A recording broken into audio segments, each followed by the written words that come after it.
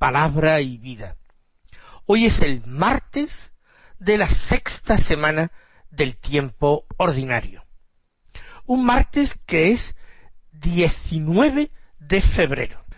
Tampoco hoy la Iglesia Universal celebra la fiesta de ningún santo en su calendario general, calendario romano. Pero hay santos cuya fiesta se celebra en calendarios particulares, como hemos dicho. Hoy, por ejemplo, se celebra la fiesta del beato Álvaro de Córdoba, que es un santo del siglo XV, dominico, muy interesante. Hizo una reforma de los dominicos a 7 kilómetros de Córdoba, en el convento de Scala Coeli, en las estribaciones de la Sierra Morena, muy cerca de las ermitas de Córdoba. También es muy interesante este convento que se puede hoy visitar de Scala Coeli, porque es posible que fuera el primer lugar en Europa donde se erigió un Vía Crucis y se practicó esta devoción del Vía Crucis. Quiero llamar la atención de todos los oyentes acerca del hecho de que todos los días se celebran santos, aunque litúrgicamente ni en la misa ni en el oficio divino se haga memoria de ellos. Vamos entonces a escuchar la palabra de Dios que se proclama en la liturgia de este día. Seguimos con la lectura continuada del Evangelio de San Marcos. Del capítulo 8 leemos los versículos 14 al 21, que dicen así: En aquel tiempo a los discípulos se les olvidó tomar pan, y no tenían más que un pan en la barca. Y Jesús les ordenaba diciendo: Estad atentos, evitad la levadura de los fariseos y de Herodes. Y discutían entre ellos sobre el hecho de que no tenían panes. Dándose cuenta, les dijo Jesús: ¿Por qué andáis discutiendo que no tenéis pan? ¿Aún no entendéis ni comprendéis? ¿Tenéis el corazón embotado? ¿Tenéis ojos y no veis? ¿Tenéis oídos y no oís? ¿No recordáis cuántos cestos de sobras recogisteis cuando repartí 5 panes entre 5.000? Ellos contestaron: 12. ¿Y cuántas canastas de sobras recogisteis cuando repartí 7 entre 4.000? Les respondieron: 7. Él les dijo: ¿y no acabáis de comprender? El texto que acabamos de escuchar, yo no puedo evitar que me provoque una cierta sonrisa, porque esa lentitud para comprender de los santos apóstoles, que han dejado todo para seguir a Jesús, que son un dechado de generosidad y de arrojo, esa lentitud de los apóstoles es también frecuentemente la mía, y quizás, hermanos oyentes, también es la vuestra. Por eso este sencillo texto del Evangelio contiene una lección muy inmediata, muy actual, muy inmediatamente aplicable en nuestras propias vidas. Jesús ha mandado de nuevo a los discípulos a embarcar con él para pasar a la otra orilla. En esta orilla, en la orilla de acá, Jesús ha llevado a cabo 2 milagros muy semejantes entre ellos y a los que se alude en el mismo texto. Son hechos muy recientes: multiplicación de los panes para multitudes que les seguían, que bebían sus palabras, que abandonaban sus hogares y sus ocupaciones habituales y dejaban su trabajo y las familias solo por escuchar a Jesús e ir con él a donde fuera.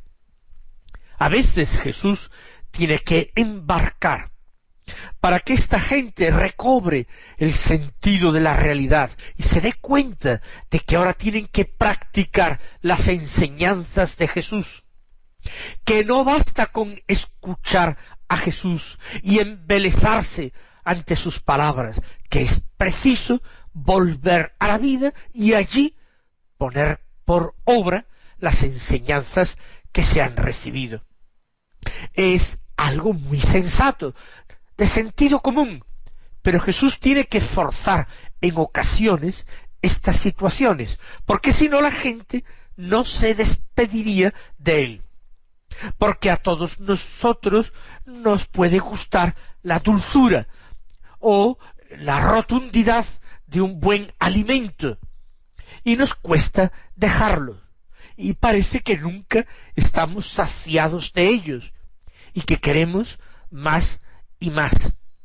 Cuando uno se acostumbra a lo bueno, luego resulta muy difícil volver a lo que solamente es ordinario, a lo que es simplemente corriente, normal, cuando uno se ha acostumbrado a lo exquisito. Por supuesto, Jesús manda atravesar a la otra orilla del lago, a veces por otros motivos.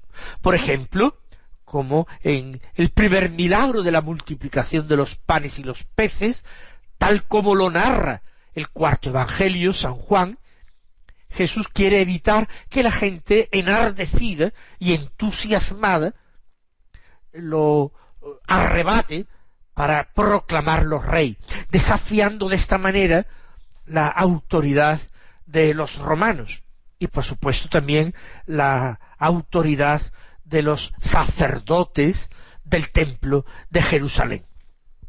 Pero como digo, en otras ocasiones el motivo es más sencillo, que la gente vuelva a sus ocupaciones diarias. Y además hay que anunciar el Evangelio a muchas personas en muchos lugares. Y no hay que detenerse en el éxito tenido en un lugar, sino que hay que ser audaz y hay que ser capaz de dejar atrás el éxito conseguido y lanzarse hacia nuevos retos, que entrañan siempre la posibilidad de un fracaso a continuación, de no ser tan bien recibido en la otra orilla como lo soy en esta.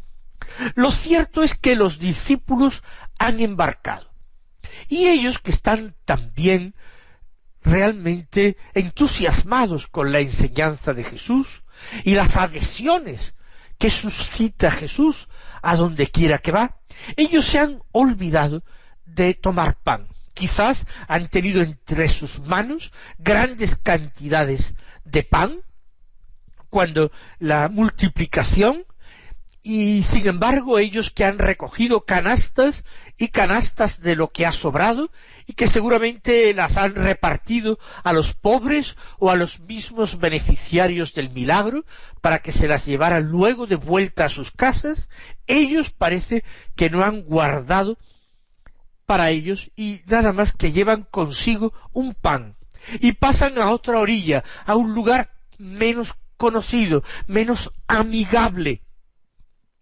Entonces, en la barca, esa preocupación les va a saltar a raíz de unas palabras de Jesús. El hecho es de que están embarcados y que han olvidado de proveerse de alimento, de pan, llevan solamente uno. Ahora Jesús en la barca les sigue enseñando. Les enseña con una enseñanza particular. No es la que dirige a todos los discípulos, sino particularmente a los apóstoles.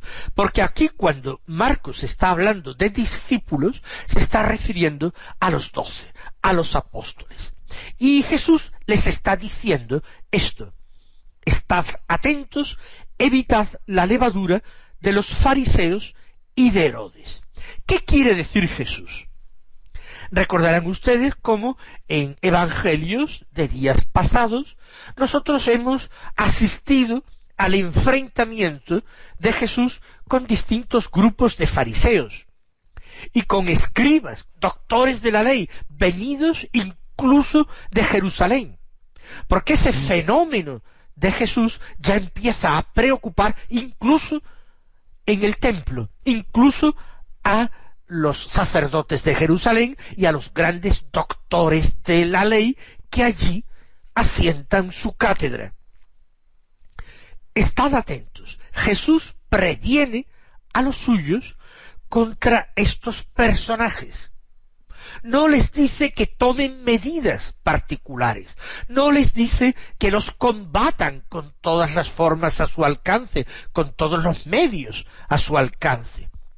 Solamente les pide atención, no dejarse embaucar por las buenas razones que dan unos y otros, fariseos y herodianos, que estén atentos y que eviten la levadura de fariseos y Herodes. ¿Qué es la levadura? La levadura, como ustedes saben, apenas hayan practicado en alguna ocasión la repostería o hayan elaborado de una manera casera el pan, saben que es una sustancia, vamos a llamarlo así, que hay que añadir a la masa de pan amasado, es decir, harina con agua, para que fermente, crezca la masa y el pan horneado sea comestible y apetecible. La levadura de los fariseos es la pequeña cosa, vamos a decirlo así, la pequeña cosa que tienen los fariseos o que tienen los herodianos que también se han enfrentado a Jesús, que hace que el resto de su doctrina no sea una buena doctrina, no una doctrina pura, sino una doctrina ya fermentada. Los fariseos dicen muchas cosas buenas y positivas. Así es. Ellos tienen una enseñanza espiritual. Creen en los ángeles, creen en la vida eterna, en la supervivencia del alma después de la muerte, en la resurrección de los muertos. Todo esto a diferencia de los saduceos, mucho más materialistas. En la enseñanza de los fariseos hay cosa positiva, repetir la palabra de Dios, guardarla como un tesoro, entregar horas y días a su aprendizaje o a su enseñanza. Esto es positivo. Pero basta que algo muy pequeño, un poco de levadura, se mezcle con el resto de la masa para que fermente. Para la elaboración del pan es bueno, pero desde un punto de vista estricto, Israel reserva para la Pascua el pan ácimo, el pan no contaminado. Es la masa sin mezcla de levadura, sin nada que permita que la masa fermente. Quizás el pan es menos apetecible para comer, pero es más puro. De eso está hablando Jesús. La levadura de los fariseos es aquello pequeño que estropea, que corrompe el resto de la enseñanza de los fariseos. Basta una mosca que caiga, por ejemplo, en un vaso de vino para que eche a perder el vino y lo estropee, aunque sea pequeña. La impureza que caiga lo ensucia, lo estropea. Cuidado con la levadura de los fariseos. Lo bueno que ellos dicen, lo razonable de lo que ellos enseñan, ya está a la vista de todos. Han cumplido un papel, pero ellos no están dispuestos a abandonar una levadura de soberbia, de orgullo, de vanidad, de codicia. Y esto echa a perder toda la buena masa de la palabra de Dios y de la ley de Dios, que por supuesto tenía que ser estudiada y leída y aplicada a la vida y predicada a los hombres. Tened cuidado con la levadura de los fariseos y de los herodianos, porque los herodianos eran hombres sensatos. Ellos respetaban la autoridad política permitida o impuesta por los romanos. Eran personas de orden. Además, Herodes el Grande, el que había perseguido a muerte al niño Jesús, había hecho obras públicas, beneficiosas y positivas para el pueblo. A pesar de ser un hombre cruel, un hombre apegado al poder hasta extremos casi inverosímiles, sin embargo, aunque fuera por su propio prestigio, había levantado el templo de Jerusalén con una magnificencia tal que no había tenido el segundo templo, el que habían vuelto a levantar Esdras, el escriba, y Nehemías, el gobernador, en los días de la vuelta del destierro de Babilonia. Este segundo templo modificado, que podríamos llamar también un tercer templo, tenía casi el esplendor del templo primero de Salomón, aunque el de este era verdaderamente legendario. Los herodianos tenían cosas positivas, pero también tenían una levadura que hacía que lo que ellos decían, enseñaban o practicaban quedara corrompido de raíz.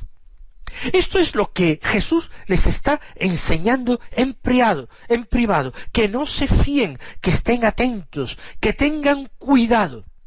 A nosotros el Señor nos podría dar la misma enseñanza, porque a veces prestamos oídos a enseñanzas que, siendo digamos en un 95% buenas y positivas, encierran, aunque sea un 5% de incorrectas, de heterodoxas, y pueden causar un gran daño, porque nadie bebería por gusto una copa de veneno, pero sí quizás una buena copa de vino en la que se ha dejado caer una gota de veneno suficiente para dar la muerte.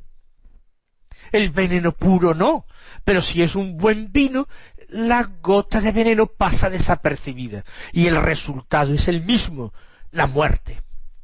En la doctrina que se enseña, en la vida que es también predicación, puede ocurrir lo mismo. No se presenta el mal en estado puro, que metería miedo, que no sería abrazado por nadie. Pero cuando se ofrece lo que es virtud o apariencia de virtud y de buena doctrina, y se mezcla, aunque sea en muy pequeña proporción, con algo malo que la corrompe, puede llevar esa mezcla muerte y corrupción. Por eso, dice Jesús, tened cuidado. Nos lo dice también a nosotros. Y la levadura de la que tenemos que guardarnos no es quizás la de los fariseos y herodianos. Hay otros grupos que hablan, que toman la palabra, que se erigen en maestros, que hacen alarde de virtud, y que sin embargo se puede detectar después de un cuidadoso discernimiento de que no todo lo que hacen o dicen es bueno, es correcto, es ortodoxo. Sin embargo, y aquí es donde aflora mi sonrisa, cuando Jesús habla de levadura, inmediatamente los apóstoles piensan en el pan, piensan en su despiste. Tampoco el día de la multiplicación de los panes y de los peces, ellos se habían preocupado de llevar alimentos. Comieron gracias a aquel jovencito que compartió lo que tenía y que Jesús multiplicó. Por eso, cuando Jesús enseña, ellos no entienden nada y se ponen a discutir sobre el hecho de que no tenían panes. Supongo que a ver quién tenía la culpa, quién era el encargado de asegurarse las provisiones, y no lo había hecho. Discuten. Y Jesús se da cuenta y les dirige la palabra. Realmente el Señor tenía una paciencia verdaderamente divina, y por eso aguantaba a veces estas simplezas de los apóstoles. También el Señor nos aguanta a nosotros nuestra simpleza, nuestra ignorancia, nuestro R que R, nuestra negativa a convertirnos de corazón cuando Él nos llama de tantas maneras y de tantos modos. ¿Por qué andáis discutiendo de que no tenéis pan? ¿Aún no entendéis ni comprendéis? ¿Tenéis el corazón embotado? Pues parece que sí, lo tenían, y por eso el Señor hace bien en recordarles lo que ellos han vivido. ¿Tenéis ojos y no veis? ¿Tenéis oídos y no oís? Los apóstoles están en una situación privilegiada. Podemos decir que ellos son testigos de primera fila de todo lo que Jesús está haciendo y diciendo, testigos de primera fila, porque ellos un día tendrían que testimoniar a todo el mundo el Evangelio. Por eso son privilegiados. Jesús había declarado dichosos sus oídos y sus ojos, porque habían visto y escuchado cosas que los patriarcas y los profetas hubieran querido ver y escuchar y no lo habían conseguido. Los apóstoles sí. Y les recuerda lo que han vivido. ¿No recordáis cuántos cestos de sobras recogisteis cuando repartí 5 panes entre 5.000? El Señor es tremendamente preciso. Y sigue preguntando. ¿Y cuántas canastas de sobras recogisteis cuando repartí 7 entre 4.000? En ambos casos los apóstoles responden bien. A la primera pregunta dicen 12, todos ellos llevan el cálculo. A la segunda responden 7. Y el Señor concluye y les dice, ¿y no acabáis de comprender que con Él lo importante no es preocuparse por el pan de cada día, sino pedirlo al Padre que está en el cielo y que nos ama como Padre? Que hay que dejar esta preocupación y estar atentos, totalmente atentos a la enseñanza de Jesús, dejando a un lado el afán de cada día. Mis queridos hermanos, que el Señor os colme de sus bendiciones y hasta mañana si Dios quiere.